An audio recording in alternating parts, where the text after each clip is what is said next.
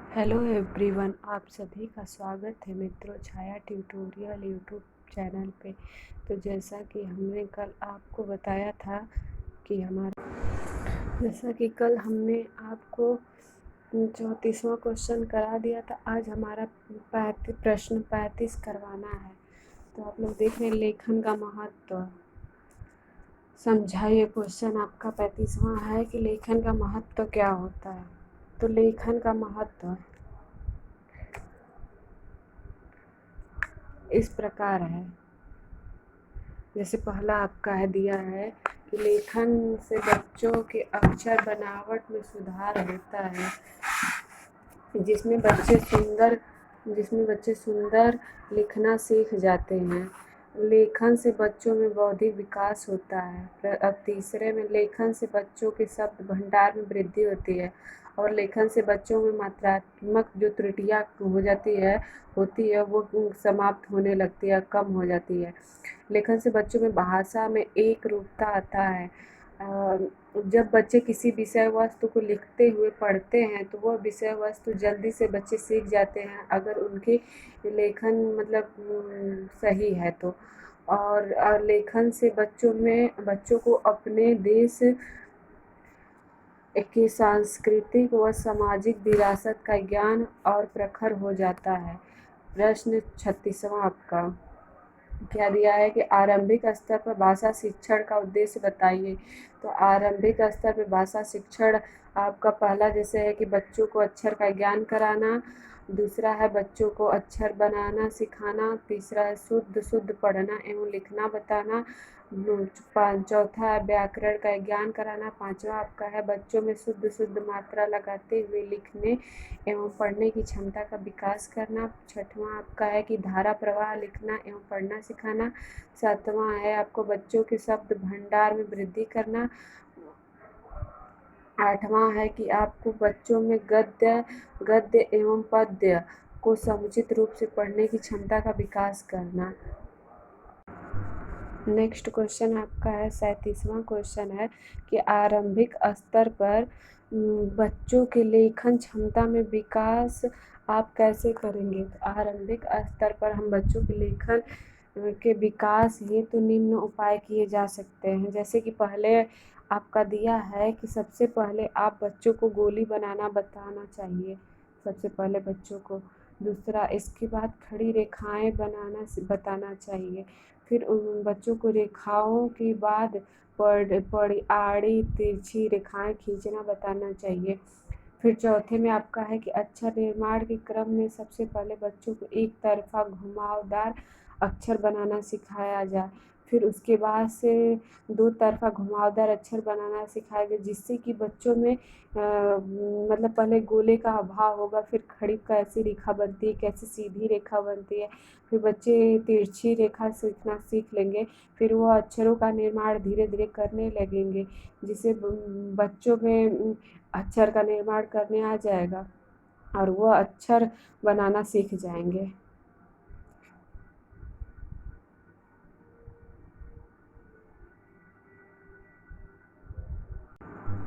Next question आपका है कि प्रश्न 38 आरंभिक स्तर पर बच्चों को अच्छा लेखन सिखाने हेतु महात्मा गांधी जी का विचार और जे मैस्की और जे मैनरी का विचार बताइए।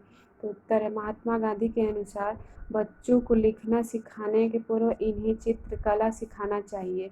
महात्मा गांधी के अनुसार अक्षर भी एक चित्र है। जे मैस्की और जे मैनरी नामक शिक्षाविद के अनुसार जिन वस्तुओं पर लिखने की शिक्षा प्रदान की जाए उनका क्रम निम्न होना चाहिए, जैसे जमीन पर उंगली से और श्यामपट्ट पर चाक से, स्टेल पर चाक बत्ती से और अंत में कागज पर कलम और स्याही से लिखवाना चाहिए। इससे बच्चों में सीखने का वो होता है। आरंभिक स्तर पर बच्चों में सीखने की उत्सुकता होती है, उनको ऐसे ऐसे चीज़ों से सिखाएंगे तो वो जल्दी सीखेंगे। प्रश्न 39 आपका है कि शुद्ध लेखन के तत्व कौन कौन से हैं, नाम बताइए। तो शुद्ध लेखन के 5 प्रमुख तत्व हैं जो निम्न हैं। जैसे पहला अक्षर की बनावट, दूसरा सिरों रेखाएं लगवाना, तीसरा अक्षर लिखने की गति, चौथा आपका लिखने में स्वच्छता, पाँचवा अपना लिखने में स्पष्टता। प्रश्न 40 आपका है कि पठन कितने प्रकार का होता है बताइए। तो क्रिया के आधार पर पठन 2 प्रकार के होते हैं, एक आपका स्वस्वर पठन होता है, एक आपका मौन पठन होता है। तो स्वस्वर पठन वो होता है जिसमें हम बोल कर पढ़ते हैं, वो हमारा स्वस्वर पठन होता है। मौन पठन उसे कहते हैं जिसमें हम अपने आंतरिक दृष्टि से पढ़ते हैं और वर्डों को समझते हैं, शब्दों को, उसमें हम मौन पठन करते हैं। जैसे है कि वह पठन जिसमें हम लिखित तथ्यों का ध्वन्यात्मक उच्चारण करते हैं, स्वस्वर पाठन कहलाता है। और मौन पाठन आपका क्या है कि वह पाठन जिसमें हम लिखित तथ्यों का ध्वन्यात्मक उच्चारण नहीं करते, वो मौन पाठन कहलाता है। और मौन पठन स्वर्णीय शब्दोच्चारण के बिना किया गया पठन है। नेक्स्ट क्वेश्चन आपका क्या है कि पठन का उद्देश्य उपयोगिता बताइए। तो पठन का उपयोग और उद्देश्य। आरंभिक स्तर पर भाषा शिक्षा विकास हेतु पठन का प्रमुख उद्देश्य निम्न है। जैसे पहला आपका है छात्रों को शुद्ध उच्चारण करना सिखाना। दूसरा आपका है कि छात्रों के शब्द भंडार में वृद्धि करना। तीसरा आपका है अभिव्यक्ति कौशल का विकास। चौथा आपका है कि बौद्धिक विकास। पांचवा आपका है कि विराम चिन्हों का सही प्रयोग करते हुए पढ़ना। प्रश्न पांचवा आपका है प्रभावपूर्ण विधि से पढ़ने की क्षमता उत्पन्न करना। आपका है प्रश्न भाषा कौशल में निपुण बनाना। फिर आपका है आठवां कि स्वराघात व बालाघात का समुचित प्रयोग करना। प्रश्न आपका 42 है कि लेखन का उद्देश्य उपयोग बताइए। तो लेखन का उद्देश्य निम्नवत है। लेखन के उद्देश्य निम्न है जो कि पहला आपका है बच्चों के शब्द भंडार में वृद्धि करना। दूसरा आपका है सुंदर अक्षर बनाते हुए प्रेरित करना। तीसरा आपका है मात्रा और विराम चिन्हों को समुचित प्रयोग करके सिखाना और लिखना सिखाना। चौथा आपका मात्रात्मक त्रुटि में सुधार करना। पांचवा आपका लिखित अभिव्यक्ति में निपुणता लाना। और छठवां आपका नवीन कहानी कविता सूक्तियाँ तथा मुहावरे आदि के ज्ञान में अभिवृद्धि करना। 43 क्वेश्चन आपका क्या है ध्वनि किसे कहते हैं। ध्वनि के कितने गुण हैं बताइए। तो ध्वनि आप भाषा की प्राथमिक इकाई को हम ध्वनि कहते हैं। और ध्वनि के संबंध में कहा गया है कि ध्वन्यते इति ध्वनि, अर्थात ध्वनि वही है जिसके द्वारा कोई शब्द शोर कोलाहल हो। ध्वनि के माध्यम से ही बच्चों को किसी भी भाषा को लिखना तथा पढ़ना सिखाया जाता है। ध्वनि के गुण निम्न हैं। ध्वनि के 4 गुण माने जाते हैं, जैसे कि पहला आपका है मात्रा, दूसरा आपका स्वर है, तीसरा आपका आघात है, चौथा आपका वृत्ति है। और नेक्स्ट क्वेश्चन आपका क्या है प्रश्न 44 भाषा के कितने अंग हैं नाम बताइए। तो भाषा के निम्न अंग 5 हैं। कौन कौन से हैं जो कि पहला ध्वनि है, दूसरा शब्द आपका है, तीसरा आपका रूप है, चौथा वाक्य है, पांचवा अर्थ है। तो ध्वनि क्या होता है भाषा की प्राथमिक इकाई को ध्वनि कहते हैं। शब्द अक्षरों के अर्थपूर्ण व्याकरण सम्मत अभियंत्र को शब्द कहते हैं। तीसरा आपका जो रूप है तो रूप किसको कहते हैं, रूप को पद भी कहा जाता है। शब्द तथा धातु रूप के अर्थ युक्त तत्व को रूप कहते हैं। पांचवा चौथा आपका वाक्य, शब्द के समूह को वाक्य कहते हैं। पांचवा आपका अर्थ, किसी भी भाषिक इकाई को किसी भी इंद्रिय से ग्रहण करने पर जो मानसिक प्रतीत होते हैं वह अर्थ कहलाता है। अब नेक्स्ट क्वेश्चन आपका 45 क्या है कि ध्वनि कितने प्रकार के होते हैं। तो ध्वनि आपके मुख्यतः 2 प्रकार के होते हैं, स्वर ध्वनि व्यंजन ध्वनि। तो स्वर ध्वनि का आता है जो स्वयं उच्चारित होते हैं उन्हें स्वर ध्वनि कहते हैं, बिना किसी की सहायता से बोले जाते वह स्वर ध्वनि होती है। जैसे आपका सु धन अर, यहाँ अर गत्यर्थ है, री धातु से बना है, री से अर होता है। इसका अर्थ है सुख पूर्वक गति, अर्थात जिसके उच्चारण से बाध रहित सुविधा हो, वह स्वर ध्वनि है जिसके उच्चारण में कोई अवरोध ना हो। जैसे स्वर ध्वनि आपका है अ, आ, ई, बड़ी ई, छोटा ऊ, बड़ा ऊ, री, ए, ऐ ओ औ अ। स्वर हिंदी वर्णमाला में 11 स्वर होते हैं। तो स्वर के अंतर्गत आने वाली अ तथा अह को अयोगवाह कहते हैं। दूसरा आपका है व्यंजन। वे ध्वनियाँ जिनके उच्चारण स्वर की सहायता से बोला जाता है व्यंजन कहलाते हैं। हिंदी वर्णमाला में 33 व्यंजन हैं। व्यंजन का संधि विच्छेद विधन अंजन। अंजन शब्द का अंज धातु से बना है जिसका अर्थ है अभिव्यक्ति यानी विशेषता के सहयोग से अभिव्यक्ति या स्वर के सहयोग से अभिव्यक्ति। जैसे कि आपका दिया है क वर्ग, क वर्ग, च वर्ग, क च ट त प य स छ, ये आपके हैं। तो जैसे क वर्ग में क ख ग घ ङ, च वर्ग में च छ ज झ ञ, ट वर्ग में ट ठ ड ढ अ, त वर्ग में त थ द ध न, प वर्ग में प फ ब भ म, य र ल व अंतस्थ वर्ण है ये। उसमें व्यंजन स स ह, संयुक्त व्यंजन छ त्र ज्ञ, आपके संयुक्त व्यंजन। प्रश्न आपका 46 है कि प्राणवायु के आधार पर ध्वनि कितने प्रकार की होती हैं। तो प्राणवायु के आधार पर ध्वनि आपके 2 प्रकार की होती हैं। जैसे प्राण का अर्थ होता है वायु, प्राण के आधार पर ध्वनि 2 प्रकार के होते हैं। पहला आपका अल्प प्राण, दूसरा आपका महाप्राण। तो अल्प प्राण क्या होता है, वे वर्ण जिनके उच्चारण में कम वायु निष्कासित होता है वह अल्प प्राण कहलाते हैं। जैसे क ग, तो ये आपका पहला अक्षर हो गया, ये आपका तीसरा अक्षर हो गया। क ग, फिर च पहला अक्षर हो गया, फिर ज तीसरा अक्षर, ट पहला अक्षर हो गया, फिर ये तीसरा अक्षर हो गया। तो आप लोग ऐसे ही पहला और तीसरा जो होता है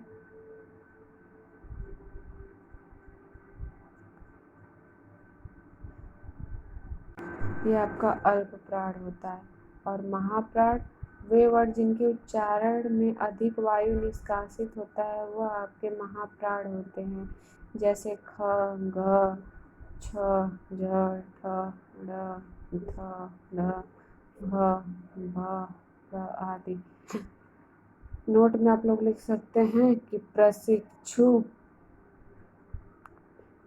अल्प प्राण तथा महाप्राण को आसानी से बता सकते हैं। ध्यान दे जिन अक्षरों में अंग्रेजी का यच लिख जाता है वे महाप्राण होते हैं। जैसे ख घ, और जो यच की सहायता से नहीं लिखी जाते वो अल्प प्राण कहते हैं। जैसे क ग। प्रश्न आपका 47 है कि स्वतंत्रती आधार पर ध्वनि कितने प्रकार की होती है। स्वतंत्रता के आधार पर ध्वनि आपके 2 प्रकार के होते हैं। जैसे घोष अघोष, पहला घोष दूसरा घोष। घोष वे ध्वनियाँ जिनके उच्चारण में कंपन होता है घोष कहलाते हैं। जैसे समस्त स्वर एवं व्यंजन क च तथा त आदि सभी वर्गों के तृतीय चतुर्थ और पंचम तथा य र ल और वह घोष है। अघोष क्या है, जिनके उच्चारण में कंपन नहीं होता वह अघोष कहलाते हैं। जैसे ध्वनि वर्गों के प्रथम द्वितीय व स आदि। प्रश्न 48 आपका है कि उच्चारण के स्थान के आधार पर ध्वनि कितने प्रकार के होते हैं। तो उच्चारण के स्थान के आधार पर ध्वनि आपके 7 प्रकार की होती हैं। काकल्य ध्वनि, कंठ ध्वनि, ताल ध्वनि, मूर्धा ध्वनि, वस्य ध्वनि, दंत ध्वनि, वोष्ठ ध्वनि। तो काकल्य किसे कहते हैं, वे ध्वनियाँ जो मुख की काकल से उत्पन्न होती है उन्हें काकल कहलाते हैं। जैसे विसर्ग ह है वह काकल्य ध्वनि कहलाता है। दूसरा आपका कंठ, वे ध्वनियाँ जो कंठ से निकलते हैं उन्हें कंठ ध्वनि कहलाती है। जैसे क वर्ग क ख ग घ ङ और अ, ये कंठ, तो इसका भी होता है अक विसर्ग कंठ, इचियस तालु, रिटुरस मूर्धा, लिटुलस दंत। ऐसे करके इसको याद करना पड़ता है। तो तालु आपका हो गया जिनका उच्चारण करते समय जीभ तालु छूती है। च वर्ग जैसे च छ ज झ ञ, फिर इचुअस तालु, ई बड़ी ई, फिर च छ ज झ ञ, सब आएंगे तालु से। फिर आपका मूर्धा है, इनके उच्चारण में जीभ कठोर तालु को छूती है। रिटुरस मूर्धा इसका सूत्र है। तो ट वर्ग होता है और आपका ड उत्क्षिप्त व्यंजन इसे कहते हैं ड और ढ को। वसत तालु के अंतिम भाग तथा मसूड़े स्पष्ट उच्चारित होने की ध्वनि वसत जैसे स और ल। दंत लितुलस दंत, इनके उच्चारण में जीभ दंत के ऊपरी भाग को छूती है जैसे त वर्ग। फिर आपका ओष्ठ है उपपदमानयानाम ओष्ठ, जिसमें आपके प वर्ग आएंगे प फ ब भ म। फिर ये दो प्रकार के होते हैं, एक दंतोष्ठ्य होता है, एक द्वयोष्ठ्य होता है। दंतोष्ठ्य इनके उच्चारण ऊपर के दांत और नीचे के ओष्ठ में प्रयुक्त जैसे व फ, और द्वयोष्ठ्य इनके उच्चारण में दोनों ओष्ठों का प्रयोग होता है जैसे ऊ छोटा ऊ बड़ा ऊ प फ ब भ म व। आपका लघुत्तरीय जैसे प्रश्न 1 है, अस्पर्शी व्यंजन किसे कहते हैं? जब मुख द्वार को बंद करके खोजते हैं जिसे हवा उच्चारण स्थानों को स्पर्श करती है जैसे क ख ग घ ट ठ ड ढ त थ द ध प फ ब भ म, ये आपके स्पर्शी व्यंजन हो गए। प्रश्न 2, स्पर्शी और संघर्षी व्यंजन किसे कहते हैं? तो अस्पर्शी और संघर्षी व्यंजन जब मुख द्वार बहुत को बंद करके इस प्रकार बोलते हैं कि हवा स्थानों को कुछ रगड़ती हुई चली जाती है यथा च छ ज झ ञ। प्रश्न 3 आपका है कि संघर्षी किसे कहते हैं? जिनके उच्चारण मुख द्वार बहुत संकरा होता है, सी की आवाज होती है यथा ख ग ज फ स है। प्रश्न 4, पार्श्विक किसे कहते हैं? उत्तर, इसमें मुख द्वार बीच में बंद हो जाता है और हवा दोनों ओर से निकल जाती है यथा ल। प्रश्न आपका है 5वां, लुंठित तथा लोड़ित किसे कहते हैं? तो लुंठित तथा लोड़ित इसके मुख द्वार जीभ को नोक से शीघ्र ही बंद होती है तो 2-3 बार खुलता है या यथा र। प्रश्न 6वां, अर्ध स्वर किसे कहते हैं? इनके बोलने से मुख द्वार बहुत संकरा हो जाता है और हवा स्वर की भांति बीच से निकल जाता है यथा य व। प्रश्न 7वां आपका, अक्षर समूह का दूसरा नाम लिखिए। अक्षर समूह का दूसरा नाम वर्णमाला है। प्रश्न आपका 8वां है, उसमें व्यंजनों की संख्या कितनी होती है? तो उसमें व्यंजनों की संख्या आपकी 4 होती है। प्रश्न 9वां है कि भावों तथा विचारों का आदान प्रदान कौन सा माध्यम है? भावों तथा विचारों का आदान प्रदान का माध्यम भाषा है। प्रश्न 10वां आपका है, मनोभावों को बोलकर प्रकट करने का कौन सा माध्यम है? तो मनोभावों को बोलकर प्रकट करने का माध्यम मौखिक भाषा है। आपका प्रश्न 11, पढ़कर व लिखकर विचारों का आदान प्रदान करना क्या कहलाता है? तो लिखित भाषा द्वारा होता है। प्रश्न 12 है कि भाषा की 4 दक्षताएं बताइए। तो भाषा की 4 दक्षताएं जो निम्न है, पढ़ना लिखना बोलना सुनना सुबह पाली, इसको आप कह सकते हैं ट्रिक द्वारा। प्रश्न 13 है, भाषा के कितने रूप हैं? तो भाषा के लिखित व मौखिक 2 रूप हैं। प्रश्न आपका 14 है कि भाषा किसे कहते हैं? तो लिखकर तथा बोलकर समझाई जाने वाली बातें भाषा कहलाती हैं। प्रश्न 15 आपका, लिपि क्या है? तो यादृच्छिक वर्ण प्रतीकों की परंपरा भाषा को दृश्य रूप से स्थायित्व प्रदान करे लिपि कहलाती है। प्रश्न 16 है कि अनेकार्थी शब्द किसे कहते हैं? तो भाषा के अंतर्गत अनेक शब्द ऐसे होते हैं जिनके एक से अधिक अर्थ होते हैं, उनके अनेकार्थी शब्द होते हैं। जैसे कल शब्द का अर्थ है पिछला दिन, अगला दिन, सौर मशीन, सुंदर आदि, ये सब अनेकार्थी शब्द होते हैं। प्रश्न 17 है कि पर्यायवाची और समानार्थी शब्द किसे कहते हैं? तो एक सा अर्थ प्रकट करने वाले अनेक शब्दों को समानार्थी या पर्यायवाची शब्द कहते हैं। जैसे जल को नीर, वारी को पानी आदि नाम से जाना जाता है। यश तथा भास्कर के पर्यायवाची बताइए। यश तथा भास्कर की पर्यायवाची जैसे कीर्ति तथा सूरज पर्यायवाची शब्द।